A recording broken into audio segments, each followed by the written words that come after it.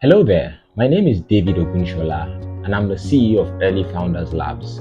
This is just a short, brief description of my vision for education in Africa. I used to be a software engineer and then I switched careers and I became a teacher. So today I introduce myself as a software engineer who became a teacher. And people used to ask me, so why would I leave a career in software to pursue education? But here's my story really. In the early years of my career, I had an opportunity to work in different African countries and I traveled a little bit around the continent. And in the course of these travels, I began to observe a pattern of problems, similar problems reoccurring in different African countries or nations. Of course, as I thought deeper, I later realized that no, these were actually not problems, they were symptoms. But what were these symptoms I began to observe that were similar? Number one was poverty. There was poverty in almost every country I visited. Unemployment was rampant. You could call it unemployment, underemployment. People were just vulnerably employed or poorly employed. We had a massive case of unproductivity, workplace unproductivity across the continent. We still do.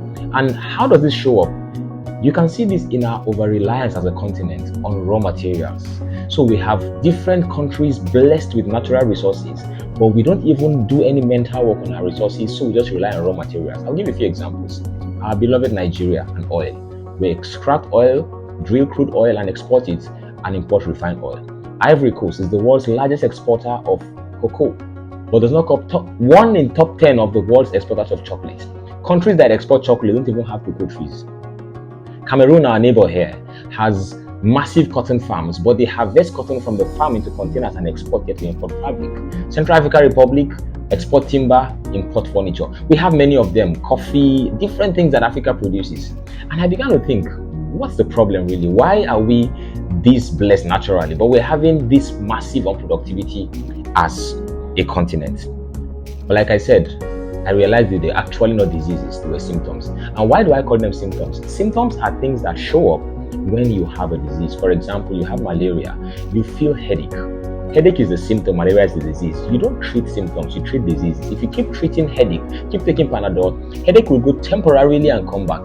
And so as a continent, we've spent decades, government after government, fighting symptoms. We don't keep addressing the real cause of our disease. I mean, Japa syndrome, people are moving, our best brains are going. It's not a disease, it's a symptom. It shows that there's something wrong, and what is wrong really? And I began to dig deep and I realized the real problem was education. The kind of education that we receive as a continent, as a people, is responsible for how we behave and the things that we experience in our continent. And what kind of education am I talking about? An education that emphasizes memorization and good grades above thinking, skills, and creativity.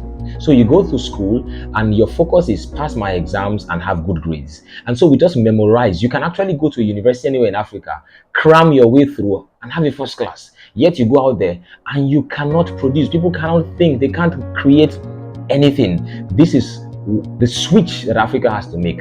Because when you look at it really, why don't people have jobs? Because they can't create anything.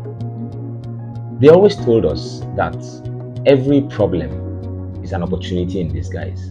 And if this statement is true, I am yet to find the one continent that has more problems than Africa. Africa, in my opinion, is the continent with the largest problems.